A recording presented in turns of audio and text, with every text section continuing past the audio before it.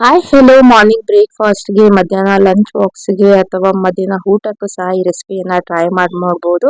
ಇದು ನಿಮಗೆ ರೊಟ್ಟಿ ಜೊತೆ ಚಪಾತಿ ಜೊತೆ ಅನ್ನದ ಜೊತೆ ಸೂಪರ್ ಕಾಂಬಿನೇಷನ್ ಅಂತಾನೆ ಅನ್ಬೋದು. ನೀವು ಯಾವುದೇ ಒಂದು ಸಾಂಬಾರ್ ಮಾಡಿದ್ರು ಅದ್ರ ಜೊತೆಗೆ ನೆಂಚ್ಕೊಂಡು ಸಹ ಈ ಪಲ್ಯವನ್ನ ತಿನ್ಬೋದು. ಇದು ಒಂಥರ ಸೈಡ್ ಡಿಶ್ ಅಂತಾನೆ ಅನ್ಬೋದು. ಬನ್ನಿ ನೋಡೋಣ ಹೇಗೆ ಮಾಡಬೇಕು ಅಂತ. ಮೊದಲಿಗೆ ಹೀರೆಕಾಯನ್ನ ತಗೊಂಡು ಮೇಲಿನ ಸಿಪ್ಪೆಯನ್ನ ತೆಗೆದು ಈ ರೀತಿಯಾಗಿ ಸಣ್ಣದಾಗಿ ಕಟ್ ಮಾಡಿ ತಗೊಳ್ತಾ ಇದ್ದೀನಿ. ಹೀರೆಕಾಯಿ ನಮ್ಮ ಆರೋಗ್ಯಕ್ಕೆ ತುಂಬಾನೇ ಒಳ್ಳೆಯದು, ನಮ್ಮ ಜೀರ್ಣಕ್ರಿಯೆಗೆ ಮತ್ತೆ ನಮ್ಮ ಕಣ್ಣಿಗೆ ತುಂಬಾನೇ ಒಳ್ಳೆಯದು, ಮತ್ತೆ ತೂಕ ಇಳಿಕೆಗೂ ಸಹ ಇದು ಸಹಾಯ ಮಾಡುತ್ತದೆ. ಇದು ನಮ್ಮ ಜೀರ್ಣಕ್ರಿಯೆಗೆ ತುಂಬಾನೇ ಒಳ್ಳೆಯದು ಮತ್ತೆ ನಾರಿನಂಶ ಹೇರಳವಾಗಿರುತ್ತದೆ. ನಂತರ ಈಗ ಒಂದು ಪಾತ್ರೆಯಲ್ಲಿ 1 ಕಪ್ನಷ್ಟು ಸಣ್ಣಗೆ ಕಟ್ ಮಾಡ್ಕೊಂಡಿರುವಂತಹ ಈರುಳ್ಳಿಯನ್ನ ಹಾಕೊಳ್ತಾ ಇದ್ದೀನಿ.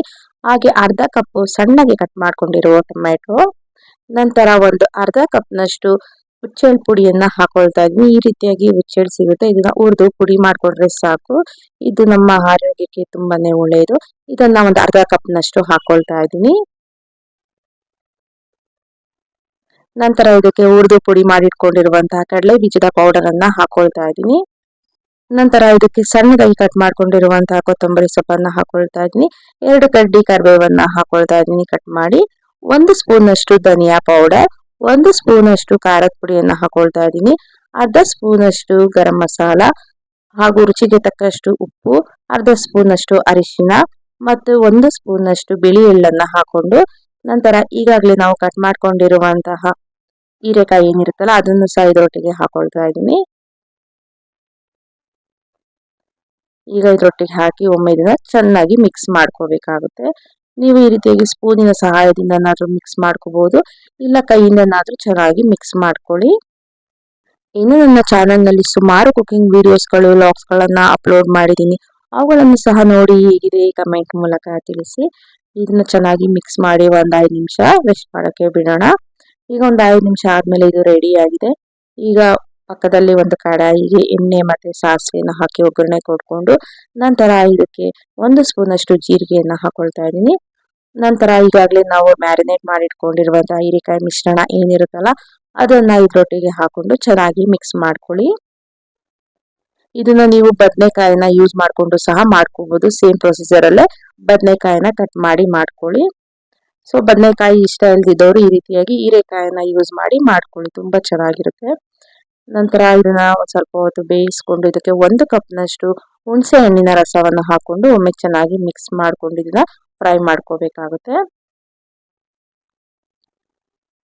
ನಂತರ ಇದಕ್ಕೆ ಒಂದು ಅರ್ಧ ಕಪ್ನಷ್ಟು ಮತ್ತೆ ನೀರನ್ನ ಆಡ್ ಮಾಡ್ಕೊಳ್ತಾ ಇದ್ದೀನಿ. ಈಗ ಎಲ್ಲವನ್ನು ಚೆನ್ನಾಗಿ ಮಿಕ್ಸ್ ಮಾಡ್ಕೊಂಡು ಇದನ್ನ ಒಂದು 5 ರಿಂದ 10 ನಿಮಿಷ ಚೆನ್ನಾಗಿ ಬಾಯ್ಲ್ ಆಗೋಕೆ ಬಿಡೋಣ.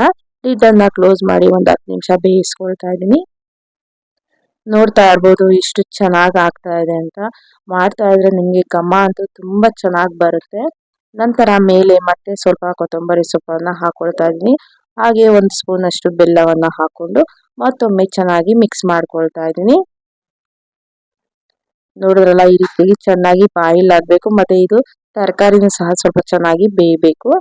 ಈಗ ಇದು ರೆಡಿ ಆಗಿದೆ. ಈಗ ಸ್ಟವ್ ಅನ್ನ ಆಫ್ ಮಾಡ್ಕೊಳ್ತಾ ಇದ್ದೀನಿ.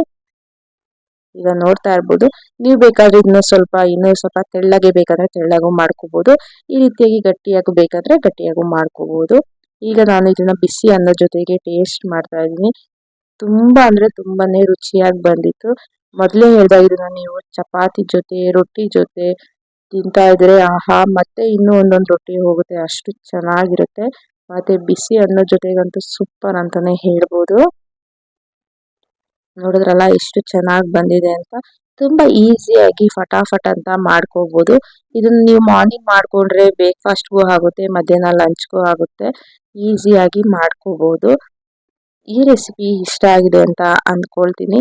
ಇಷ್ಟ ಆಗಿದ್ರೆ ಖಂಡಿತವಾಗಿ ನಿಮ್ಮ ಫ್ರೆಂಡ್ಸ್ ಮತ್ತು ಫ್ಯಾಮಿಲಿ ಮೆಂಬರ್ಸ್ ಒಂದಿಗೆ ಶೇರ್ ಮಾಡಿ. ಈ ವಿಡಿಯೋವನ್ನ ಪೂರ್ತಿಯಾಗಿ ನೋಡಿ ನಮಗೆ ಸಪೋರ್ಟ್ ಮಾಡಿ.